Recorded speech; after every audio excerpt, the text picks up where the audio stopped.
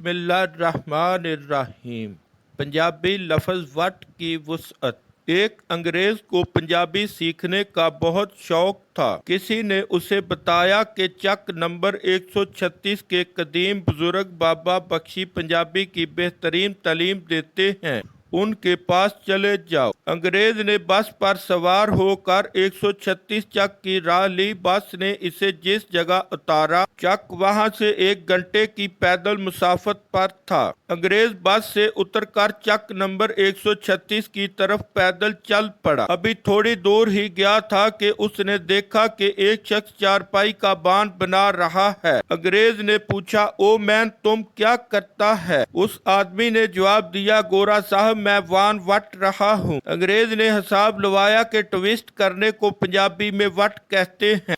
अंग्रेज इस शख्स को छोड़कर आगे चला तो क्या देखता है कि एक दुकानदार उदास बैठा है। अंग्रेज ने पूछा, ओ मैन, तुम उदास क्यों बैठा? दुकानदार बोला, गोरा साहब, सवेर तक कुछ नहीं वटिया। अंग्रेज सोच में पड़ गया कि पंजाबी में पैसे कमाने को वट कहते हैं। खैर, अंग्रेज कुछ और आगे चला तो एक शख्स को देखा जो परेशानी के आलम में आसमान की तरफ देख रहा था। अंग्रेज ने पूछा, ओ मैन, क्या हुआ? वो शख्स बोला, गोरा साहब, हवा बांधे ते बड़ा वट लगा। अंग्रेज सोचने लगा कि पंजाबी में मरतूब मौसम को भी वट कहते हैं। अंग्रेज उसे छोड़कर आगे चला। चौधरी का बेटा कलफ लगे कपड़े पहने आ रहा था। अंग्रेज उससे गले मिलने के लिए आगे बढ़ा। वो लड़का बोला, गोरा साहब, जरा आराम नाल कपड़े नु वट ना पा देना। अंग्रेज सर पर हाथ फेरने लगा कि शिकनों को भी वट ही कहा जाता है। कुछ आगे जाकर अंग्रेज को एक शख्स परेशानी के आलम में लोटा पकड़े खेतों की तरफ भागा हुआ नजर आया। अंग्रेज ने कहा, ओ मैन, जरा बात सुनो। वो शख्स बोला, गोरा साहब, वापस आके सुनदा डेढ़ बड़ा वट फिर आए। अंग्रेज को पसीना आने लगा, यानी पंजाबी में पेट में गड़बड़ हो तो इसे भी वट कहते हैं। थोड़ा आगे जाने पर अंग्रेज को एक बुजुर्ग हुक्का पकड़े सामने से आता दिखाई दिया।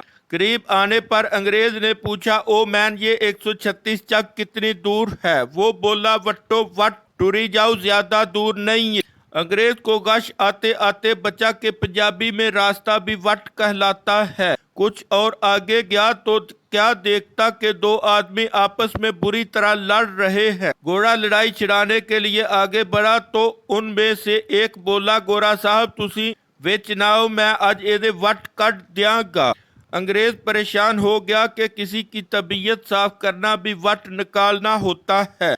अंग्रेज ने लड़ाई बंद कराने की गरज से दूसरे आदमी को समझाने की कोशिश की तो वो बोला, ओ जान दो बादशाह, मैनू ते आप एदे ते बड़ा वट है। अंग्रेज शशदर रह गया कि गुस्से को भी पंजाबी में वट कहा जाता है। करीब एक आदमी खड़ा लड़ाई देख रहा था। वो बोला, गोरा साहब, तुसी एनू लड़न दियो, एदे नाल पंगा लिया ते तुहानू भी वट के चपेड़ मारेगा। अंग्रेज हक्का बक्का होकर उस आदमी का मुंह देखने लगा। अंग्रेज आगे चल दिया। थोड़ी दूर गया तो देखा कि एक शख्स गुमसुम बैठा है।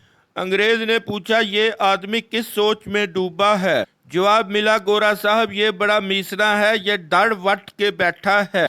अंग्रेज सिर पकड़ के वहीं बैठ गया। कुछ देर बाद तबीयत कुछ बहाल हुई तो उसने ये कहते हुए वापसी की राह ली कि what a comprehension language, I can never learn it in my short life.